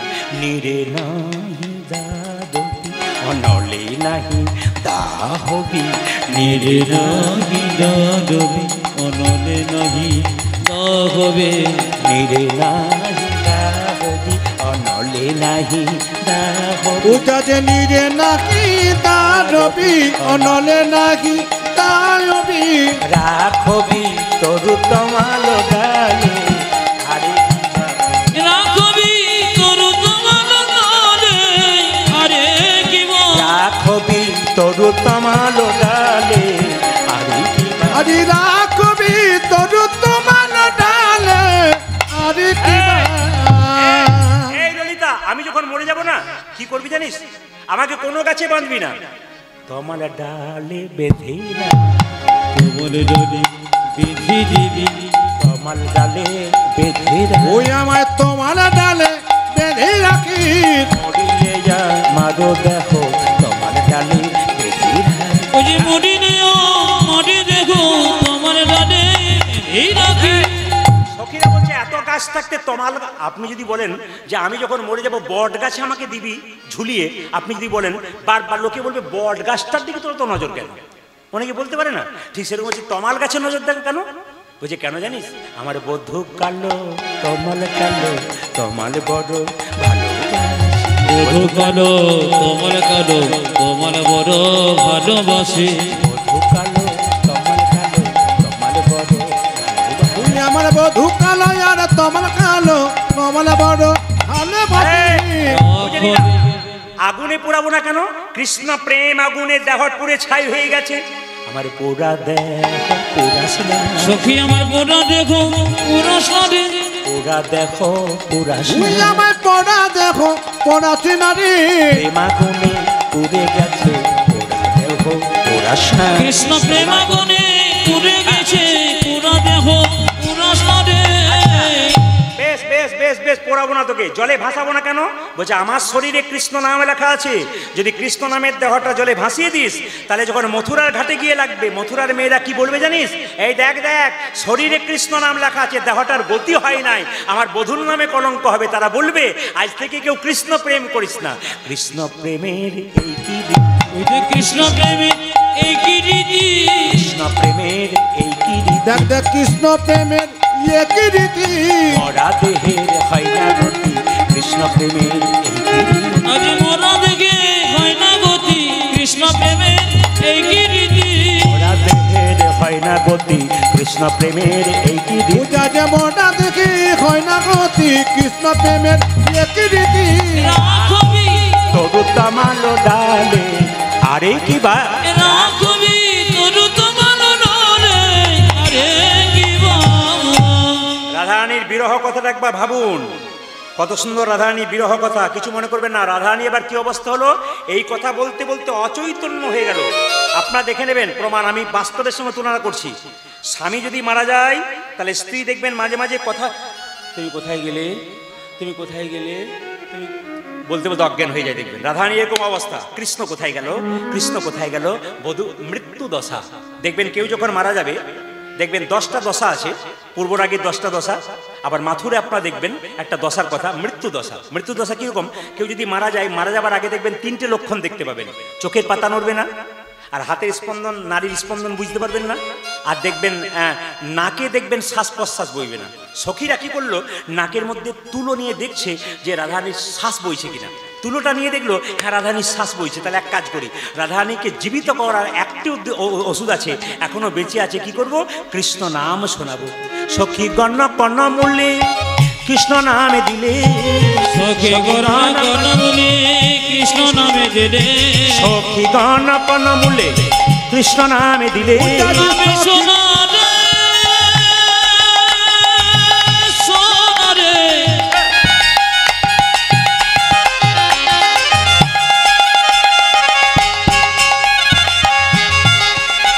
করিনি কৃষ্ণ নামে সোনারে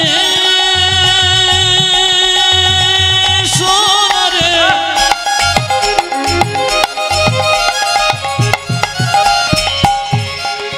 সখী তোর নামে সোনা,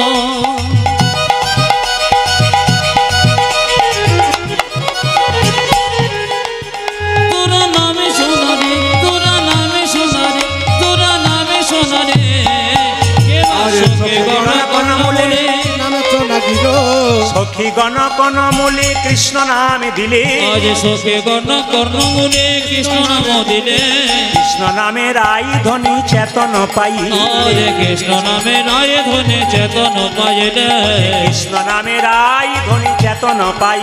আরে কৃষ্ণ ধনী নামে শোনে চেতন পাইলে। হঠাৎ কি হলো, সামনে তমাল বৃক্ষ দেখতে পেল, ওর ওপর একটা ময়ূর এসে বসেছে, ভাবছে কৃষ্ণ দাঁড়িয়ে আছে। মায়েরা যেই না কি করলো, তমাল বৃক্ষ দেখলো, সখী গণ কর্ণ মূল্যে কৃষ্ণ নামে দিলে, আজ সখী গণ কর্ণ মূলে কৃষ্ণ নাম দিলে, কৃষ্ণ নামে রাই ধ্বনি চেতন পাইয়ে, কৃষ্ণ নামে রায় ধনে চেতন পাইলে, চেতন পাইয়া বলে কাহা ঘন শ্যাম, সন্মুখে তমাল বৃক্ষ কলি নিরক্ষণ, সন্মুখে তমাল বৃক্ষ কলি নিরক্ষণ, বলি বলো বলো বধু কবে এলে হে, বলো বলো বধু কবে এলে গে, বলো বলো বধু কবে এলে হে, বলা বলা বধু কবে এলে গে? কবে হতে এমন পাষাণ হলে হে, বলো বলো বধু কবে এলে, তুমি কবে হতে তো পাথর হলে গে, বলো বলো বধু কবে এলে হে, কবে হতে তো পাথর হলে গে, বলো বলো বধু কবে এলে আজ হে, কবে হতে তো পাথর হলে গে, বলা বলা বধু কবে এলে আজ গে? বলো বলো বধু কবে এলে গে। সবাই মিলে বলুন রাধে রাধে। রাধারানী বলছে আমি 1 জন্মে কাঁদি নাই, 4 জন্মে কেঁদেছি। কেঁদে কেঁদে দিন কেটেছে, আমি গানের মাধ্যমে বলে দেবো, একটু মনে নেবেন। রাধারানী 4 জন্মে কাঁদছে। কেঁদে কেঁদে দিন কেটেছে, আমি এমনি হত ভাগিনী, চারি যুগে আমি বড় মন্দ ভাগিনী। আজ চারি যুগে আমি বড় মন্দ ভাগিনী, কেঁদে কেঁদে দিন কেটেছে এমনি হত ভাগিনী, চারি যুগে আমি বড় মন্দ ভাগিনী, আজ চারে যোগে আমি বড় মন্দ ভাগিনে। 4 যুগের কথা ভাঙবো না, গানে গানে বলবো। সত্য যুগে সতী সুখে ছিলাম সত্য নারায়ণী, দুর্বাসারি অভিশাপে হলাম মর্তবাসী, তেতায় ছিলাম রাম ঘোরণী, জনক নন্দিনী, কৈকেয়ীর দোষে মাগো হলাম বনচারী, তারপরে মাছিন হয়ে আয়ান ঘরণী,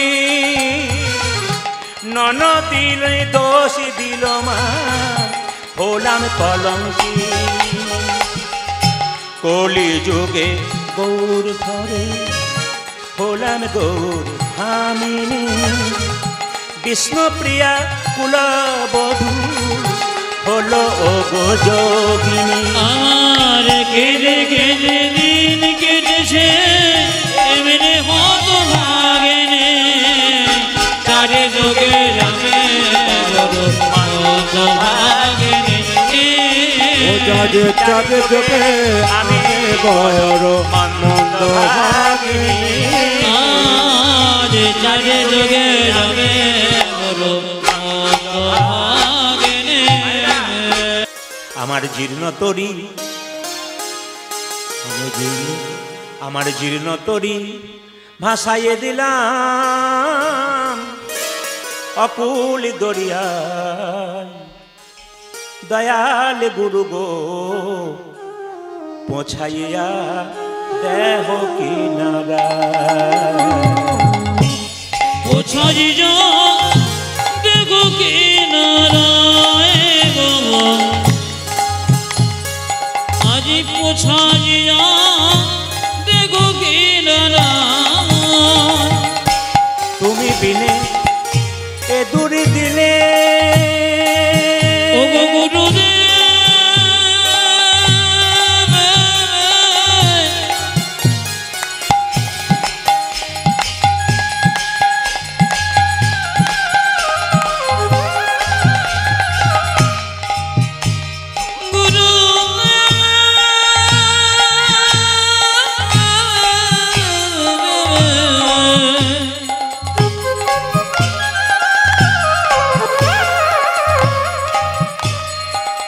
ও গো গুরু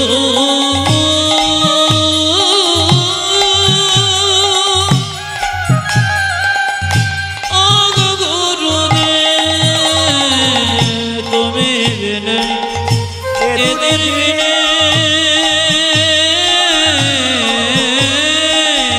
কেহ নাই আমার। আজ পৌঁছাই যা দেখো কিনারায় গো পৌঁছাইয়া দেহ কিনারায় গো। আজ পৌঁছাই যা দেখো কিনারা। আসুন গৌরচন্দ্রিকা শেষ করবার আগে আর কে কে কাঁদছে? মহাপ্রভু চলে গেছেন বলে আর হরিদাস কাঁদছে। আজি কাঁদিছেন হরিদাস আজি কাঁদিছেন হরিদাস তুই আখিম দিয়ারে। ওই আমার কাঁদিছেন হরিদাস আমার দোজা খিমো দিয়া মুদিয়া রে।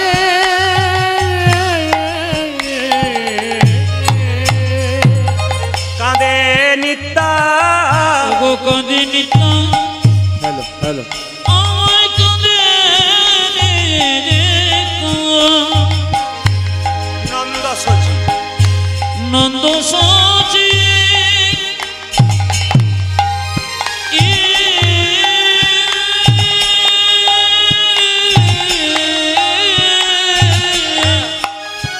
আমার মুখ দিল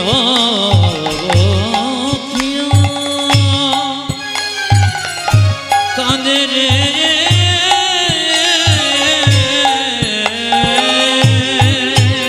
আমার হরিদাস কাঁদিছে আমার হরিদাস আমার কাঁদেছে হরিদাস কাঁদিছে। ওই আমার হরিদাস কাঁদিছে। ও যে দুটি নয়নে মুদি মুদি হরিদাস কাঁদিছে। আজ দুটি নয়ন মুদি মুদি হরিদাস কাঁদেছে দুটি নয়নে মুদি মুদি হরিদাস ও কাঁদিছে। যারে দুটি নয়ন মোদি মোদি হরিদাস কাঁদিছে। ও যে আখি মেলে আর চাইব না রে হরিদাস কাঁদিছে। আমি আখি মেলে চাইব না ও যে রে গৌর শূন্য নদী আজ আখি মেলে চাইব না রে গৌরসুন্দর নদী আছে চাইব না রে আজ আখি মেলে চাইব না রে গৌরসুন্দর নদী আজ আছে আখি মেলে চাইব না রে হরিদাস কাঁদেছে ও গো কাঁদে নিত্যা নন্দ সচি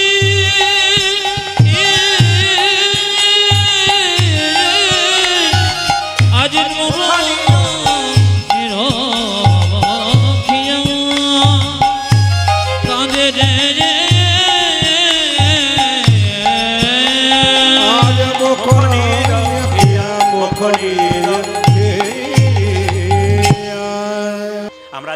কীর্তনের আসরে মায়েরা সবাই মিলে একটু আমরা গান গাইব। মানে মহাপ্রভু বলেছেন 10-5 সবে মিলে দাঁড়েতে বসিয়া কীর্তন করহ সবে হাতে তালি দিয়া। একটু সবাই মিলে হাতে তালি দিয়ে একটু কীর্তন করুন, সবাই মিলে একটু হরে কৃষ্ণ মহামন্ত্র নাম করুন সবাই হাতে তালি দিয়ে। কিন্তু এটা মহাপ্রভুর কথা, চৈতন্য চরিতামৃতে দেখবেন লেখা আছে 10-5 সবে মিলে দাঁড়েতে বসিয়া কীর্তন করহ সবে হাতে তালি দিয়া। তাই যাদের হাত আছে তারা তালি দেবেন, যাদের নাই তাদের দেবার কোনো দরকার নেই। হরে কৃষ্ণ কৃষ্ণ কৃষ্ণ হরে হরে, হরে রাম রাম রাম হরে হরে। মুখে বলুন, বলতে পারলে ভালো। কৃষ্ণ হরে কৃষ্ণ কৃষ্ণ কৃষ্ণ হরে হরে, হরে রাম রাম রাম হরে। মাথায় রাখবেন, চঞ্চল ব্যক্তির জীবনে কোনো উন্নতি নাই। যে ব্যক্তি খুব চঞ্চল তার জীবনে উন্নতি নাই। পঞ্চপাণ্ডবে দেখবেন, এটা ঠিক করব, পঞ্চপাণ্ডবে দেখবেন, পঞ্চপাণ্ডবের মধ্যে যুধিষ্ঠির মহারাজ তিনি খুব স্থির ছিলেন, তিনি যুদ্ধে জয়লাভ করেছিলেন, তিনি জিতেছিলেন। কিন্তু দুর্যোধন খুব চঞ্চল ছিলেন, উনি কিন্তু হেরে গিয়েছিলেন। এ সংসারে যারা খুব স্থির তারা জিতে যায়, আর যারা খুব চঞ্চল তারা হেরে যায়। মায়েরা দেখবেন যারা খুব চঞ্চল তারা সবজি কাটতে গিয়ে আঙুল কেটে ফেলে, কিংবা তরকারিতে দুবার নুন দেয়, ঘরের লোকের কাছে গাল খায়, এটা কিন্তু হয়। কিন্তু দেখবেন যে পুরুষ চঞ্চল তার জীবন ঘেঁটে দেখবেন ওর জীবনে কোনো উন্নতি নাই। ওই জন্য মহাভারত প্রমাণ দিচ্ছে যুধিষ্ঠিরের মতো স্থির হও, মনকে স্থির হয়ে কীর্তন করো। তুমি বাবা হয়ে যদি বসে কীর্তন করো, একদিন তোমার রক্ত তোমার ছেলের শরীরে বইবে। দেখবে তুমি যখন বৃদ্ধ হয়েছো, ঘর থেকে বেরোতে পারছো না, তোমার ছেলে অন্য কোথাও আড্ডা দিচ্ছে না, ও হরিনাম হলো ওই জায়গাতে বসছে। কেন? বাবা করেছে, বাচ্চাও করছে, মা শুনেছে, বাচ্চাও করেছে। ওই জন্য মহাপ্রভু বলছেন আমাদের তো কোনো স্কুল নাই, এটাই স্কুল যেখানে কীর্তন করতে হয়। হরে কৃষ্ণ কৃষ্ণ কৃষ্ণ কৃষ্ণ হরে হরে, হরে রাম রাম রাম হরে হরে। উলধ্বনি হরে কৃষ্ণ কৃষ্ণ কৃষ্ণ কৃষ্ণ হরে হরে, হরে রাম রাম রাম হরে হরে। আর একটা স্বভাব আমাদের খুব খারাপ, কি বলুন তো?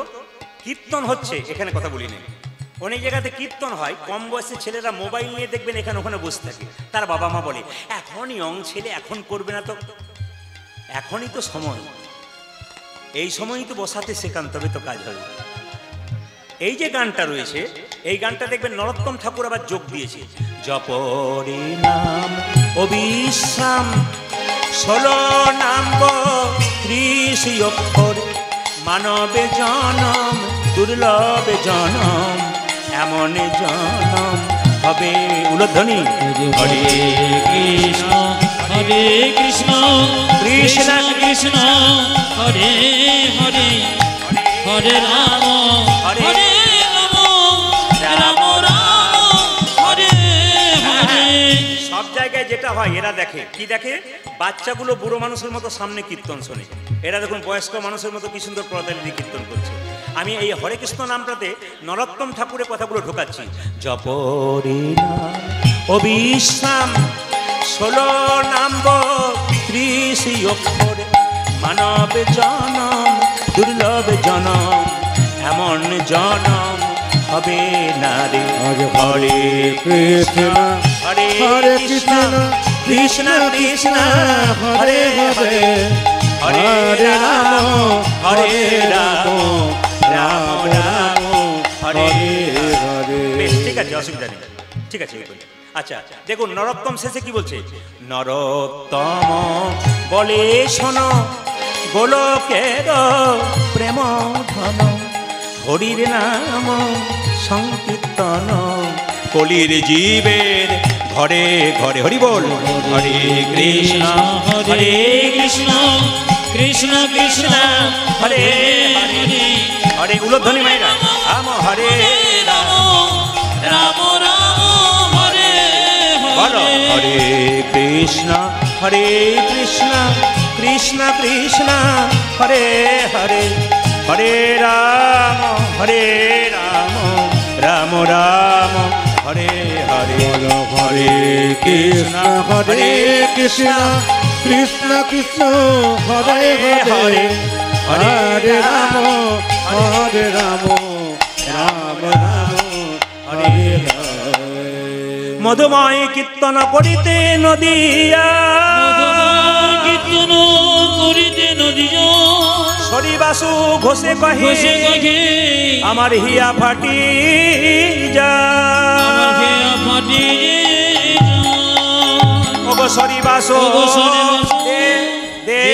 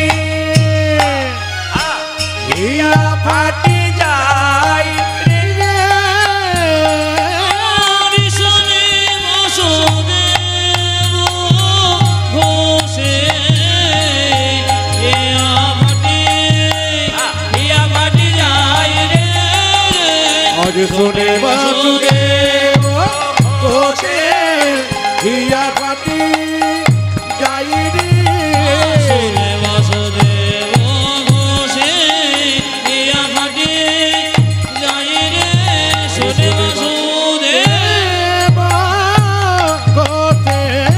ঘোষে হিয়া ফাটি যাই রে শুনে বাসুদেব ঘোষে হিয়া ফাটি যাই রে শুনে বাসুদেব ঘোষে হিয়া ফাটি যাই রে শুনে বাসুদেব ঘোষে হিয়া ফাটি যাই রে শুনি বাসুদেব ঘোষে হিয়া ফাটি যাই রে শুনে বাসুদেব ঘোষে হিয়া ফাটি যাই রে শুনে বাসুদেব।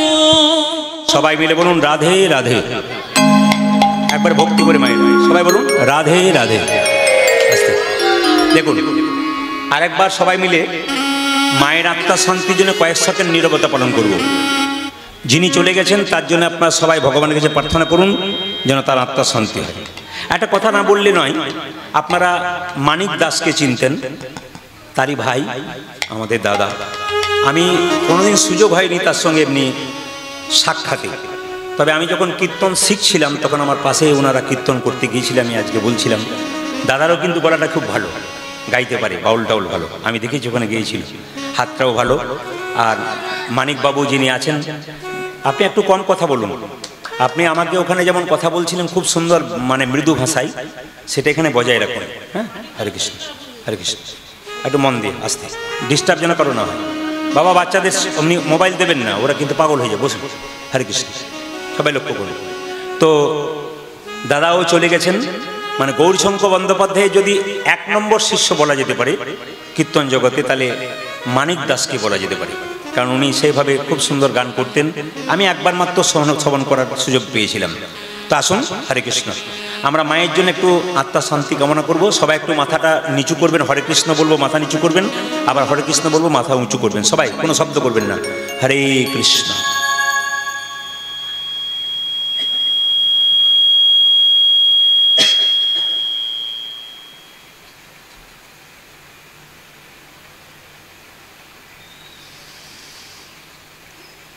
हरे कृष्ण। राधे राधे बोलूं, राधे राधे। आरो जोर से बोलना पड़ेगा, आरो जोर से बोलना पड़ेगा। चलो रे मन वृंदावन धाम, चलो रे मन वृंदावन धाम, रति जा राधे राधे नाम, मिलेंगे कुंज बिहार, मिलेंगे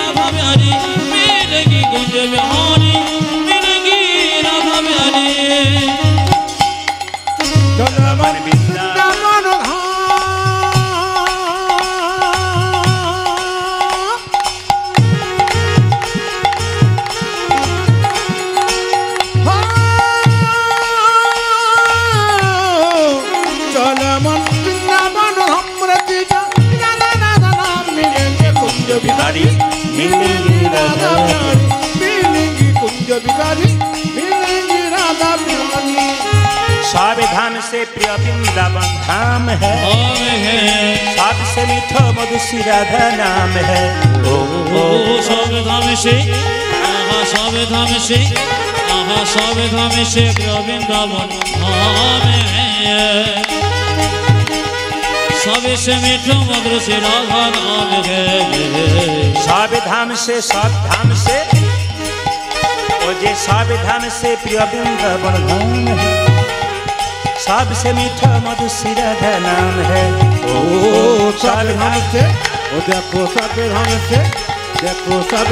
से प्रिय वृंदावन धाम है सबसे मीठो मधुसी राधा नाम है तेरी पूर्ण होगी कामरति जा राधा राधा नाम तेरी पूर्ण होगी कामरति जा राधा राधा नाम तेरी पूर्ण होगी कामरति जा राधा राधा नाम वो तेरी पूर्ण होगी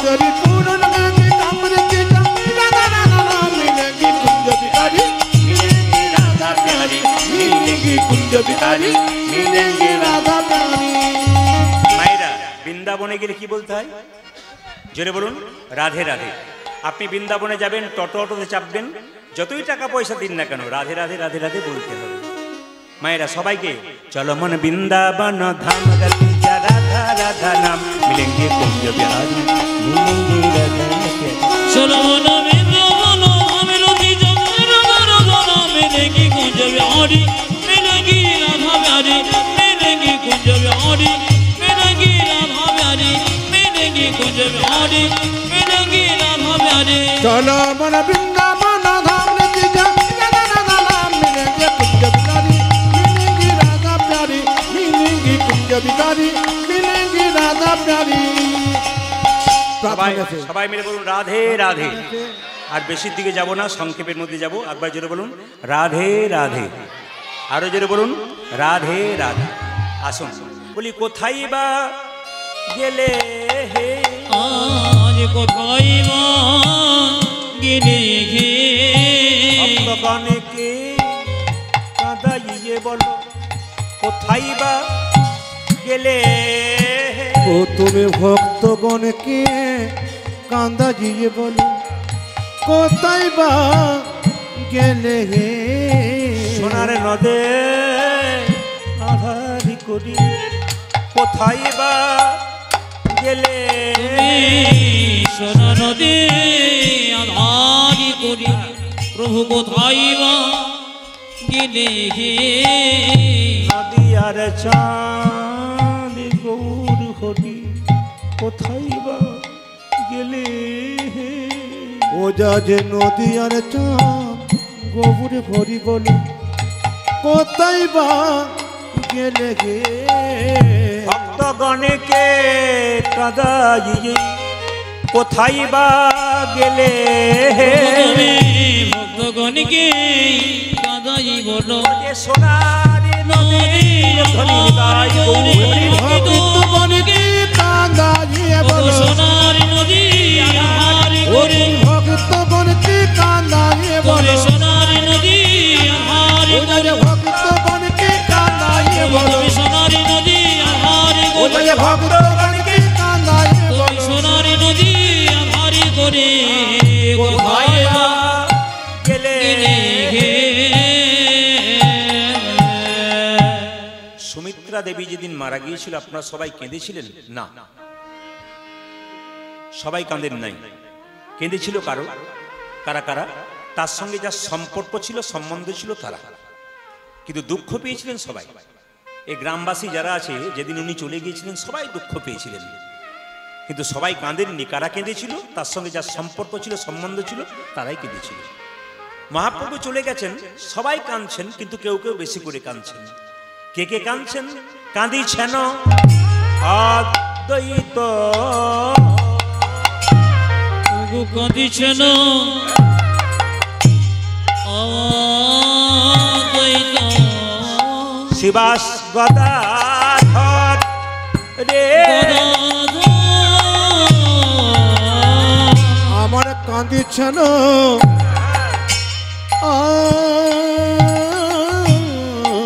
দ্বৈত আমার শিবাস গদাধর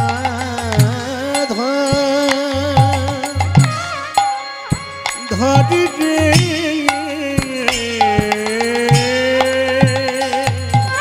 বাসুদেব ওগো বাসুদেব আমার বাসুদেব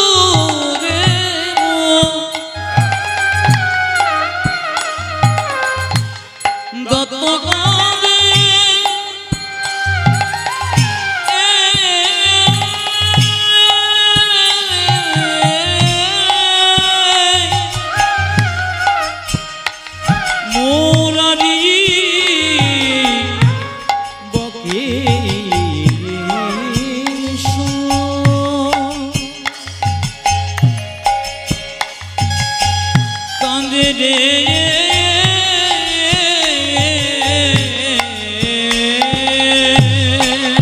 ওই আমার বাসুদেব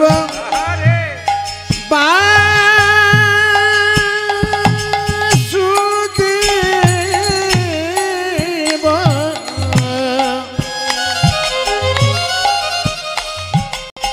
দত্ত কাঁদে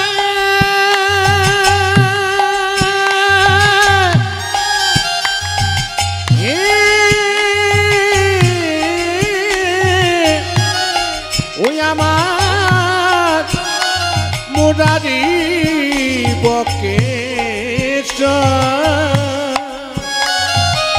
কাঁদে রে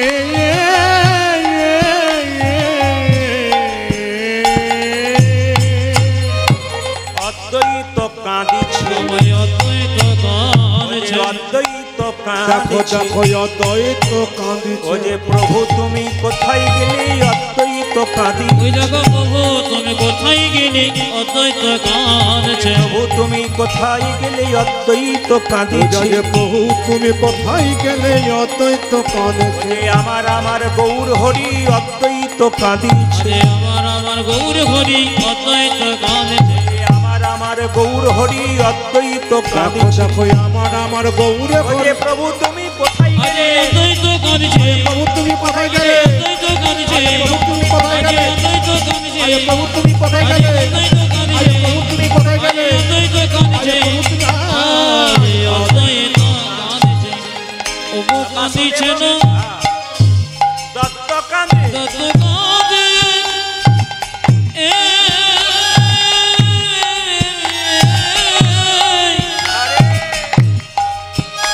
মোরারি বকে রে কাঁদে রে আমার মোরা রে বকে সর মোরা রে বকে সর